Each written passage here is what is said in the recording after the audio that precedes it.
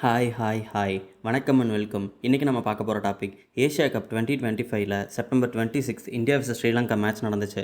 வழக்கம் போல் ஈஸியாக ஜெயிக்க வேண்டிய மேட்சை ஒரு மாதிரி சூப்பர் ஓவர் வரைக்கும் கொண்டு வந்து இந்தியாவும் ஜெயிச்சிட்டாங்க. இருந்தாலும் எனக்கு ஆறலங்கிற மாதிரி இந்த மேட்ச்சில் நடந்த சம்பவம் சூப்பர் ஓவரில் அஸ்தீப் பவுலிங்கில் சனாக்கா ரிவ்யூ தாங்க. அப்படி அங்கே என்ன ஆச்சு, ஏன் எனக்கு அது ஆறலை அப்படிங்கிறத பார்க்கலாம் வாங்க. சூப்பர் ஓவர் ஸ்டார்ட் ஆன ஃபஸ்ட்லேயே குஷால் பெரேரா ரிங்கு சிங்க்கு கேட்ச் கொடுத்துட்டு போயாச்சு. அப்புறம் தான் இந்த சம்பவம். இந்த பாலில் ஹர்ஷ்தீப் பவுல் பண்ணுறாரு, சனாக்கா மிஸ் பண்ணுறாரு, பால் சஞ்சுக்கு போகுது. சனாக்கா ரன்னோட சஞ்சு ரன் அவுட் பண்ணுறாரு. டீம் அப்பீல் பண்ண அம்பையர் அவுட் கொடுக்குறாரு.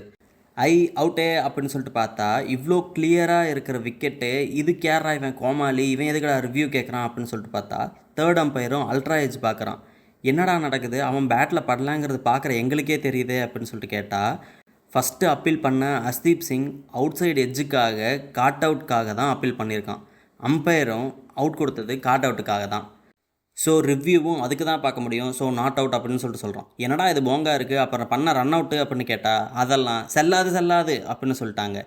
எது எப்படியோ இவ்வளோ சேட்டைக்கு அப்புறம் சனாக்காவும் அடுத்து அவுட் ஆகிட சூரியகுமார் யாதவ் ஜாலியாக அடித்து மேட்சை வின் பண்ணிட்டாங்க. இந்த மேட்ச்சில் தான் நான் ஃபஸ்ட் இந்த மாதிரி ரூலை பார்க்குறேன். இதுக்கு முன்னாடி நீங்கள் இந்த மாதிரி ஏதாவது ரூல் பார்த்துருந்துருந்தீங்கன்னா அதை கமெண்ட் பண்ணுங்கள். இந்த வீடியோ பிடிச்சிருந்தால் லைக் பண்ணுங்கள், ஷேர் பண்ணுங்கள், மறக்காமல் இந்த சேனலுக்கு சப்ஸ்கிரைப் பண்ணுங்கள்.